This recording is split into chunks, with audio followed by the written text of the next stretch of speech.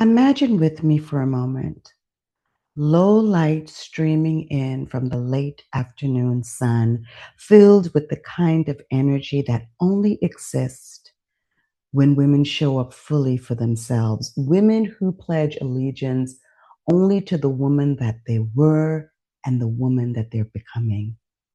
Smoke fills the air alongside a laughter so boisterous it comes from somewhere so deep within the belly of a woman. It surprises even the woman that it belongs to. One woman is in a corner cradling a guitar. She's not waiting on an audience. She's waiting on inspiration. A few strings here, a chord there, the punctuation of amen. There are four women in this room. You know them or you know of them. Either way, these women are unforgettable. Not because of what you know about them, because of what they've made you feel. A song that found the place in you that no words had. A painting that showed you something about yourself you weren't able to name. A voice that cracks a room door open the way a squeaky door does. It's not gentle, it's revealing. And at the front of this room, there are two voices commanding the space. Scratchy, earthy, weighty, throaty. They're projecting because ideas are moving fast. Questions are coming even faster. Hands gesturing at the shape of something that is not fully formed. In the back, two women settle into each other, one perched on the top of a desk, legs crossed, the other in the chair directly in front of her. And a cigarette passes between them with laughter and pure animal joy. They're watching what's unfolding in front of them, like women who know that they're witnessing something special. Nobody in that room is more important than the other. And that is the part that matters the most. Because every woman in this room has spent most of their life being the most important woman in a room full of people who needed something from them, who consumed what she produced and called it appreciation, who loved the frequency without ever asking what it cost her to sustain it. That doesn't happen in this room. Welcome back to the channel. I'm Marjorie. I'm a teacher, a writer, and a guide for women at their threshold moment. This channel is where personal evolution meets collective leadership. And if you're a woman who senses something in you is ready to shift, and how you see yourself and how you lead and how you move in the world, you're in the right place. If this content speaks to you, please like and subscribe. It helps the work reach more women who need it the most. Now, in this room, you have none other than Billie Holiday, Frida Kahlo, Janis Joplin, and Marilyn Monroe. In this space, Frida is listening. She's really listening. And her hands have started moving in this slow, deliberate way, which making strokes like a dance her body already knows. She's not painting yet, but she's tracing something in the air, the outline of an answer to a question that hasn't fully been asked. Janis plays a chord that lands like, yes, that's it, exactly. Billie laughs, and the laugh becomes this sacral hum, and that hum becomes the beginning of something neither of them could name, but both of them recognize. And Marilyn is asking questions, serious, searching questions, the ones she asks in private, in notebooks, in the margins of books that she reads ferociously that the world never knew about.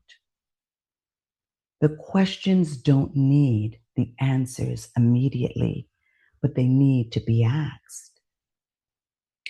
And then Frida stops. She stops tracing and she starts painting on the understanding between them, on the thing that's been slowly becoming visible as they speak. She paints the questions and the answers, the shape of it, the color of it, the architecture of it. And when she steps back, the room goes quiet.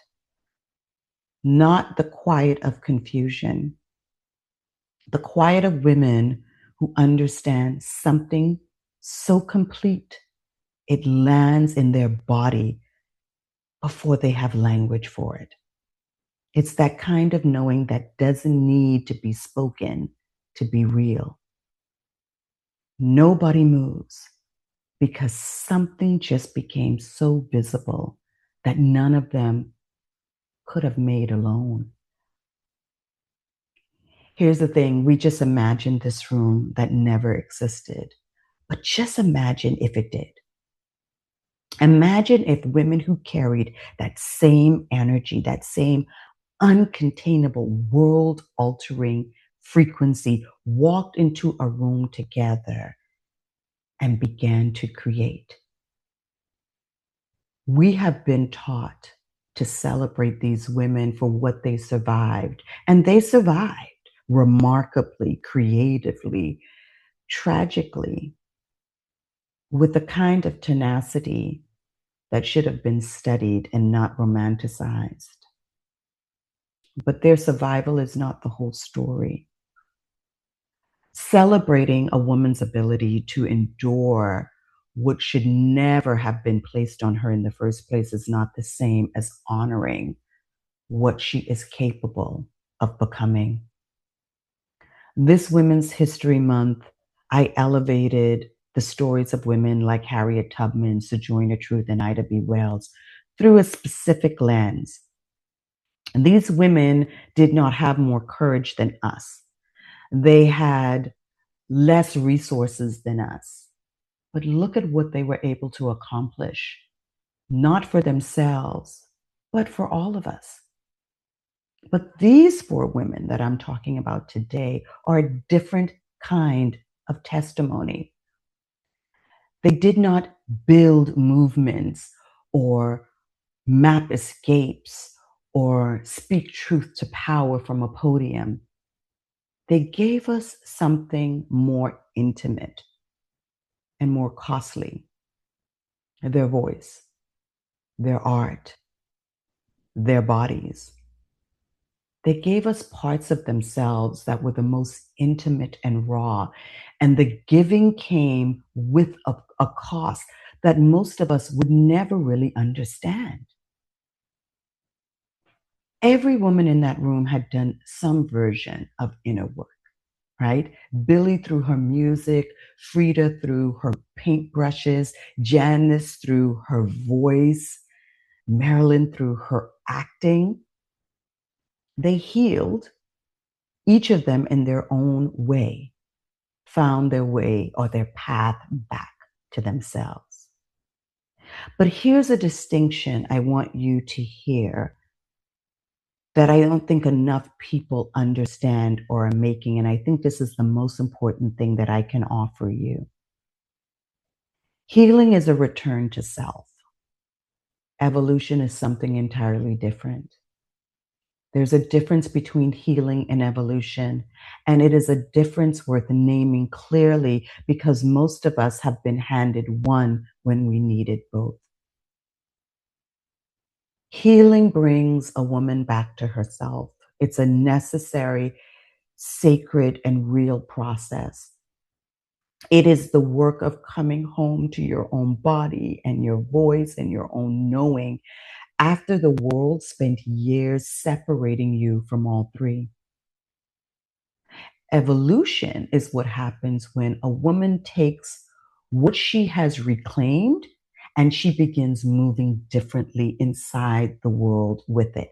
Not just feeling free, but living free. Not just seeing the cage, but refusing to re enter it. Not just knowing her own worth, but building structures that reflect that worth and inviting other women into it. Evolution requires remembering and recognition. It requires witnesses who can hold space for the expansion of your becoming, who can pass that metaphoric cigarette and give shape and color to ideas. It's where the question doesn't have to be asked twice because someone who's already lived the answer leans forward and says, I know exactly what you are standing at the edge of right now. And unfortunately, not one of these women had it, and many of us don't today. But I want to change that. Billie had an audience in thousands who felt everything she sang and gave nothing back that could sustain her.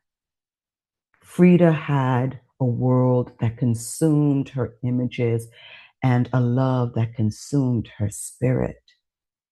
Janis had stages that held her freedom and a private life that couldn't.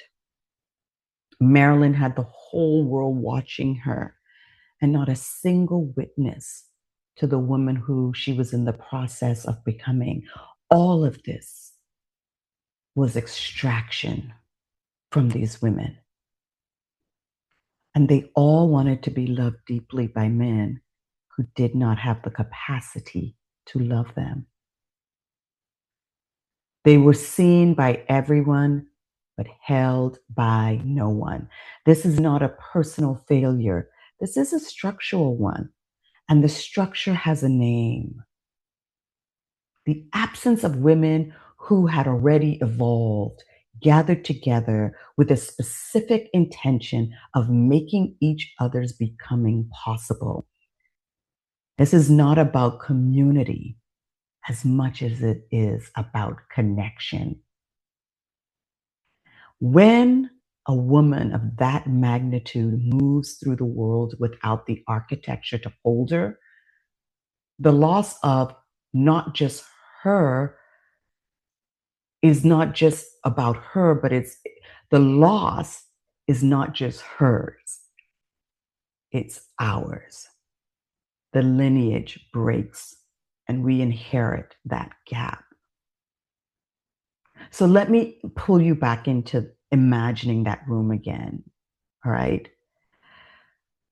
Billie, Frida, Janis, and Marilyn.